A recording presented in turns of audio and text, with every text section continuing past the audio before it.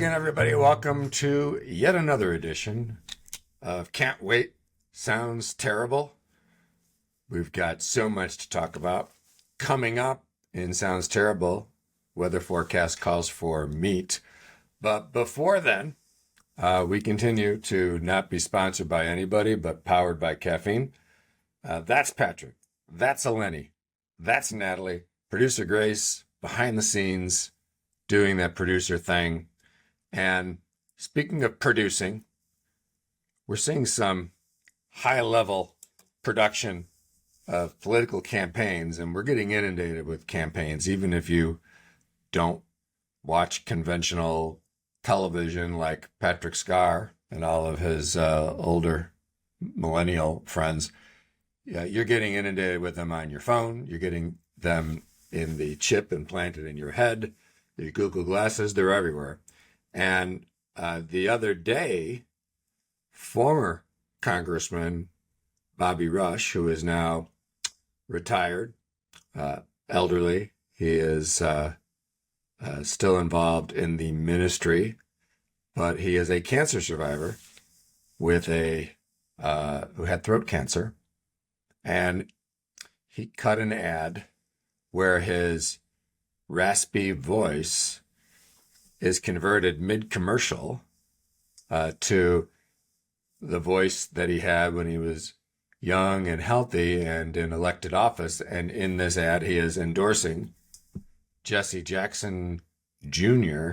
To take back his old congressional seat in the south side of Chicago. So what do you think of that AI use by the Jackson campaign and former Congressman Rush? Eleni, what do you think of that? I mean, I think in his case, given that he's a cancer survivor and has this, issue with his voice now, it's actually a little endearing to see something like that where AI can be used to restore somebody's voice that they've lost due to going through cancer. But it also just brings into the conversation of what's next and what more is AI going to be doing in these ads. I mean, we've already seen AI incorporated into most ads, but when we're altering voices, even if it's for a good cause, like helping Congressman Rush, where does the buck stop on that? And what parameters are ever going to be put in place? Can you put parameters in place over how AI is incorporated into these campaign ads? And we already know how loosey-goosey these ads are to begin with. So it's just, again, great to be used for a cause like that, but does that open the floodgates for AI to be used in non-authentic ways?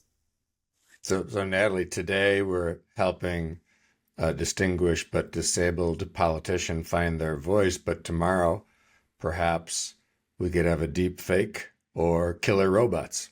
Yeah, I mean it's already happening, and so at the very least they were transparent about the use of it. You'd have to be because if you know Congressman Rush, you know that he was fighting this battle with cancer for many years and has the effects thereafter of not being able to he has the raspy voice, as you said. But so, it's happening already. And so it's better to kind of get our arms around what the good of it is, but also to understand the importance of creating guardrails. I think the thing that, Lenny started to talk about where the buck stops, it's where the buck starts, I think is one of the key questions in terms of the funding for this ad.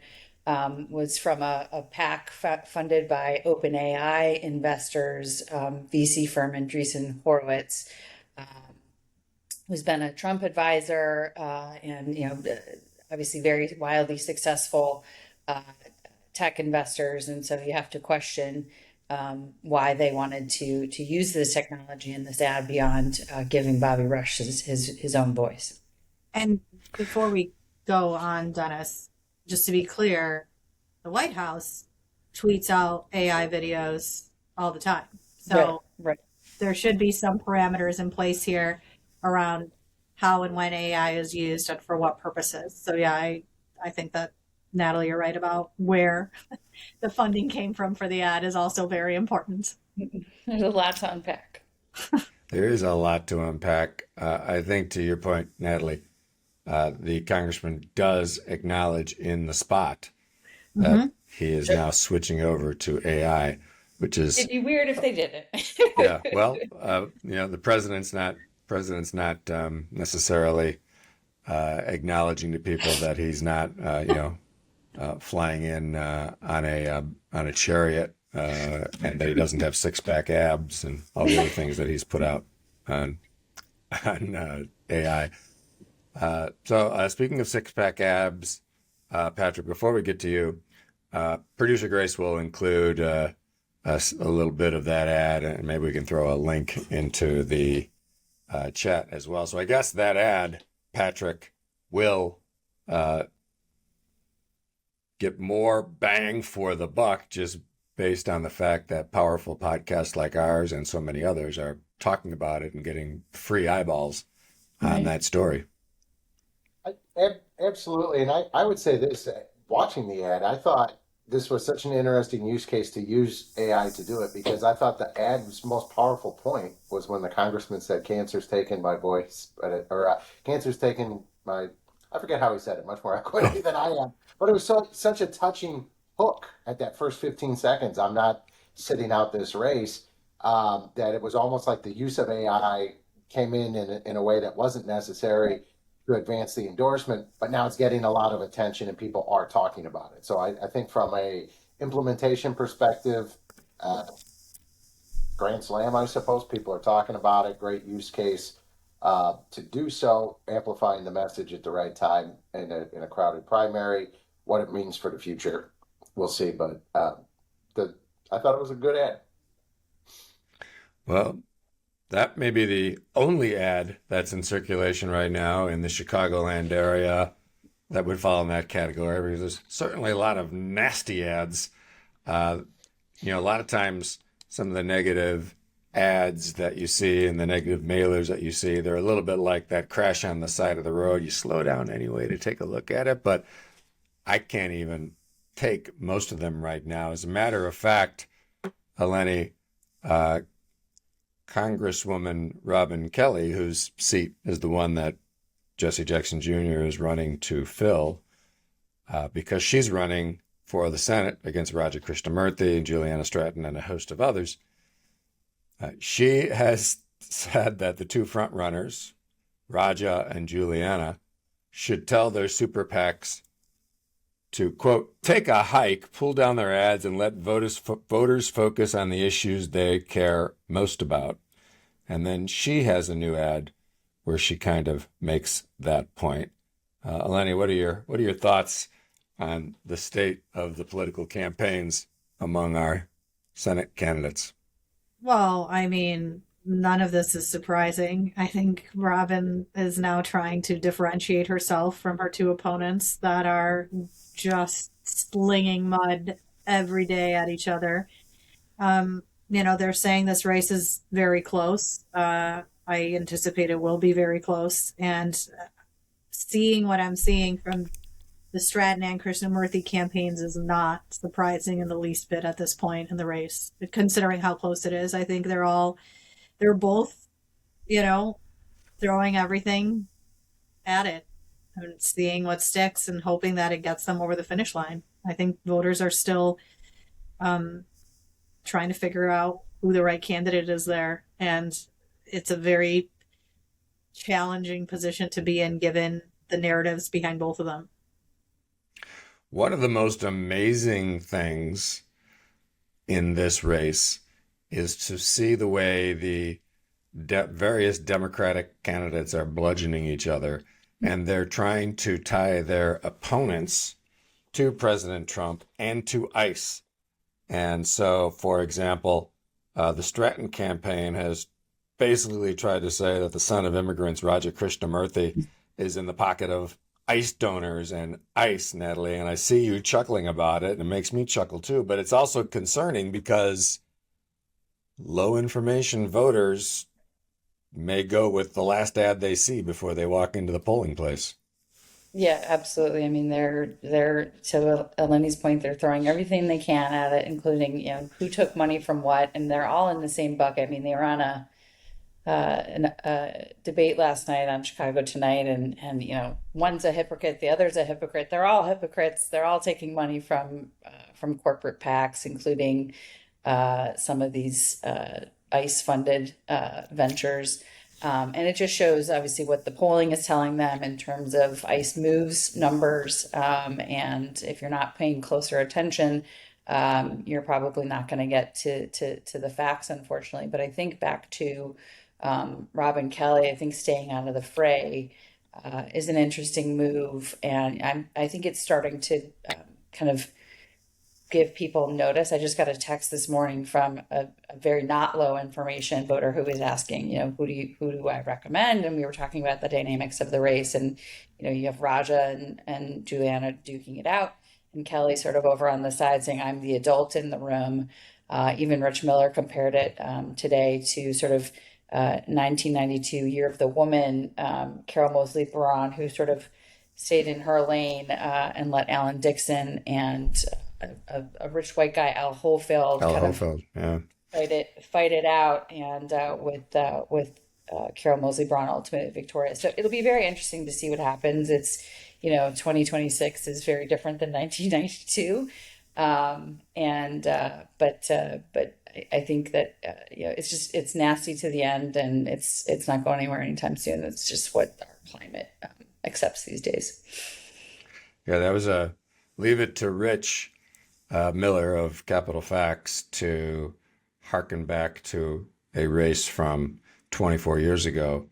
But that was definitely a divide and conquer strategy that future Senator Carol Moseley Braun executed in that race. Polling is broken, especially polling at this stage of a campaign. Eleni, we had talked offline that you thought it was tightening up between Krishnamurthy and Stratton, but perhaps there is a Kelly push here to get through the line on election day. I don't know if I would agree with that. I would say that just in the last, I think it's been 4 weeks, that Juliana has significantly increased her ads and spending on ads. And we know that that is what moves the marker. And that's why I think we went from, seeing her behind to now seeing them neck and neck. And it's because they're driving that message. And it's not just the message of her, it's also the negative messaging that not her campaign, but others are putting out about Raja as well. And they're pumping money behind that. And ultimately, I personally believe that if there's significant money behind the messages, they will be heard. So that's why I think this race shifted in the last 4 weeks. Yes, because certainly for a long time, it looked like Raja was running away with it from a fundraising perspective.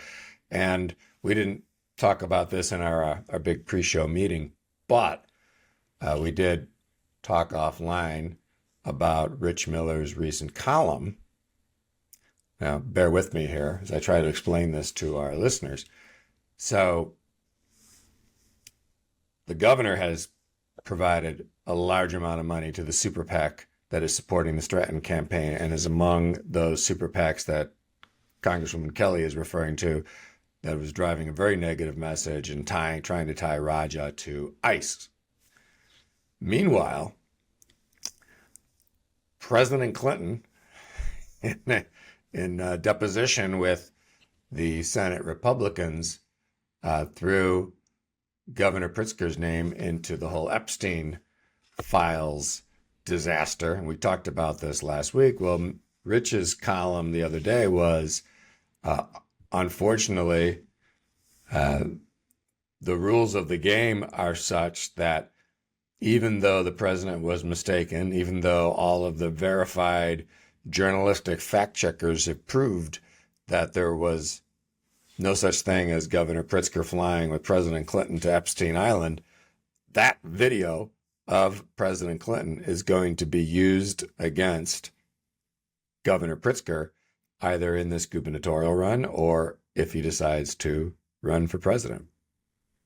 Yeah, I think as any political person, if you've had campaign experience, regardless of what party and who you support, just watching that deposition collectively, even if you are for Governor Pritzker or against Governor Pritzker have like a cringe moment where you're like, the damage is done, right? And it doesn't matter how many clarifications come out and what else is said. No, it's done. The video's there. And so to your point, that will continue on for him, and they will continue to have to answer for that probably for years to come, honestly. This is what I said last week, having that cringe moment and like thinking about the next however long 12 hours that they were trying to like peel it back as much as they could, and just how painful that part of the job is when you have to do it, because it's impossible. Like, it's not going away. It exists whether we want it to or not. Well, I was talking with political folks and friends that I've had over the years, campaign friends, and it's like, okay, well, was he on the plane? This is before the denials came out, and it's like, was he on the plane? What do you do from a strategic standpoint? Like, is that something they should have gotten ahead of?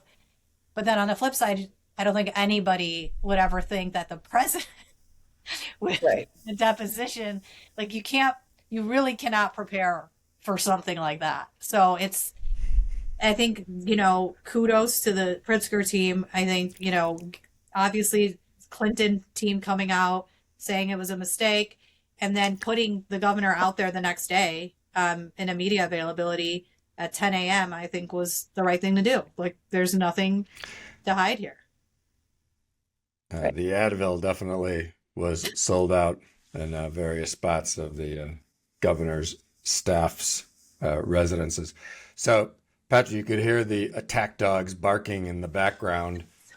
And in fact, so many of the campaigns, and producer Grace has a little collage. Is that the right word? It's probably more of a I don't know, Grace. Montage? That's the word I'm looking for. Collage is more one-dimensional, which is where my brain is today. But it seems like every candidate running for office here in Illinois is promising to fight. Fighters. Fighter? Fight Trump. Fuck Trump. They said it, not me. Or they are fighting, or they will have fought. Fight is the word. It's like Fight Club. What do you think of using that kind of verbiage to fire up your troops in a primary? I think it's a mood of the electorate. There's been some polling out of Harris Harvard, and the amount of Democrats who want their members of Congress or their representatives or candidates to fight everything Donald Trump is doing is actually up 10 points from this time last year. So the mood being fight everything he does tooth and nail. And so I think that's putting itself into the factoring here why they're saying it. But something else we've talked about on the podcast over the years is the challenge isn't to identify that everyone says fight. The challenge is to identify the message which differentiates you from everybody else. So if everybody else is fighting, the word has lost all meaning. And so those who can find some way to demonstrate in a 15 or 30-second spot that they're doing something to stand up to Trump and these things, and they're not fighting or they're not booing or they're not swearing, which generally are not performing well in other surveys of independent midterm voters, they're going to be the ones that have the best success long term in cutting through and turning the page from everyone else, in my opinion. In fact, fight is, well, there's a lot of people fighting. They're certainly fighting amongst themselves. They're going to fight ICE. They're going to fight President Trump. They're going to fight insurance companies. And we're going to fight climate change. We're going to fight obesity. We're going to fight. We're going to fight on this podcast. We're going to fight.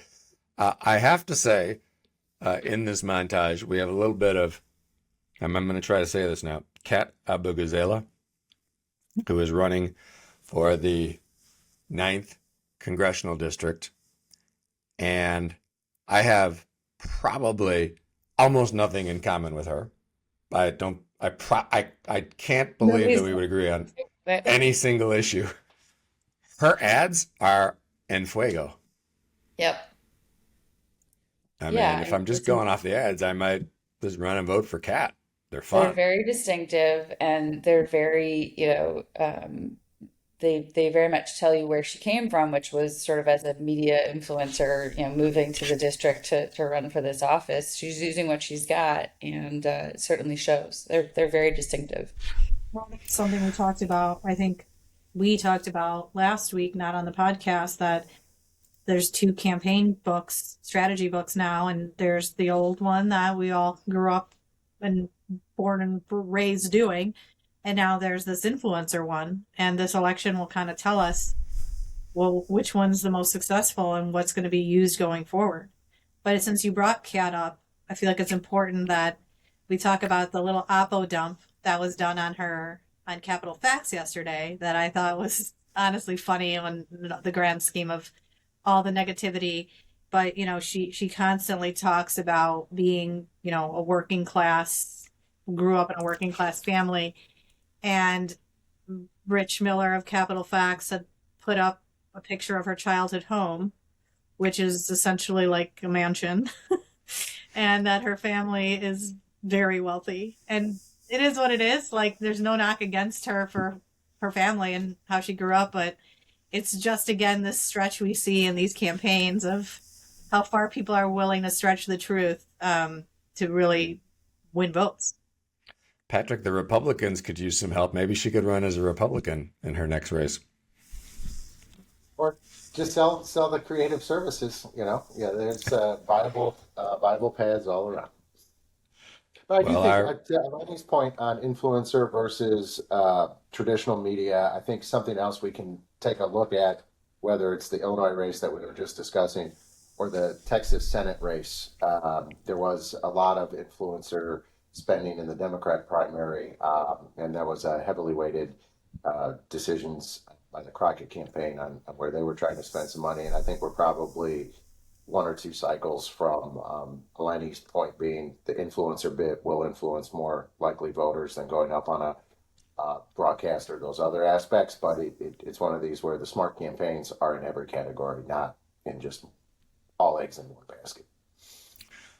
Well, our show is very complete pretty much, but before we go, we have to, Grace, cover what sounds terrible.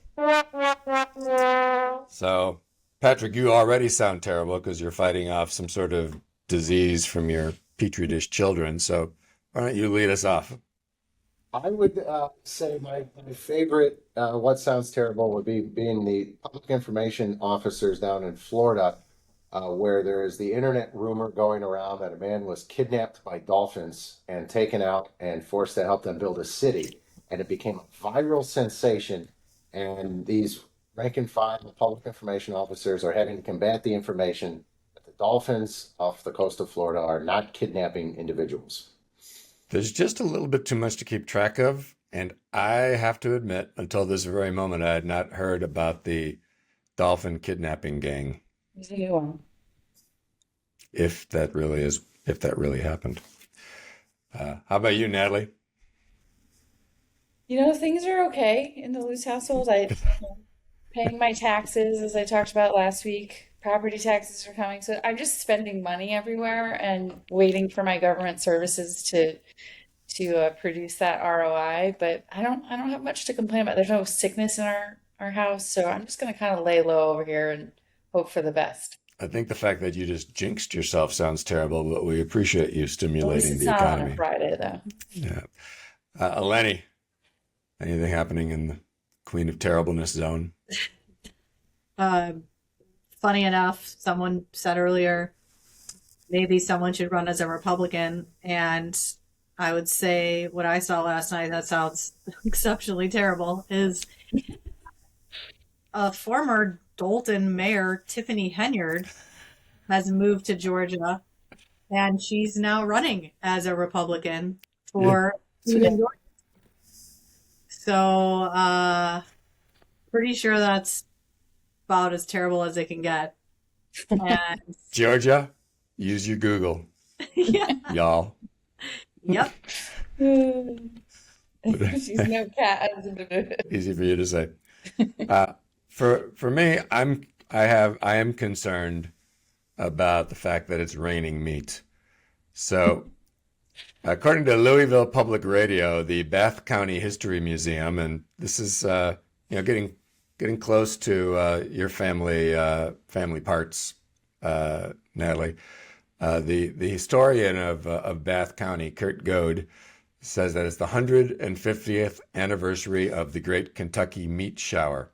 So there was a woman named Rebecca Crouch who was outside making soap when pieces of what appeared to be raw meat rained on her from a cloudless sky. The story was covered by the New York Times and scientific journals, many theories about it being, a sign of the coming apocalypse to a hoax. But the sample of the meat was preserved by Miss Crouch in a jar, and the historian took it to the University of Kentucky's gene sequencer, and so they've been trying to get to the bottom of what that meat was. Now, 150 years later, at a festival they have in town, hundreds of people stand out in a field as a Cessna airplane flies overhead, throwing 876 individually wrapped pieces of beef jerky out the window. At least it's now, not raw. Yeah, it was not raw. Now, they believe that the meat that landed on Miss Crouch 150 years ago probably was vulture vomit, according to the gene sequencer. And it seems they're not 100% sure what kind of meat. They think it was goat. And I just remember one day being in the office and someone on this show came into the office with a can of hairspray, a pack of cigarettes, and a package of jerky. So next time you're eating jerky, think about vulture vomit flying from the sky. The jerky still is. The hairspray and the cigarettes are gone. It's like that's like Louisville's version of the Chicago Fire. It is. It was a conflagration of meats, of vulture vomit. Of carrion. And that I can't think of a more terrible image or a more terrible thing to close out. Can't wait sounds terrible. I'm Dennis. That was Patrick, Natalie, Eleni, producer Grace. The vultures are circling, and we are signing off. Until next time.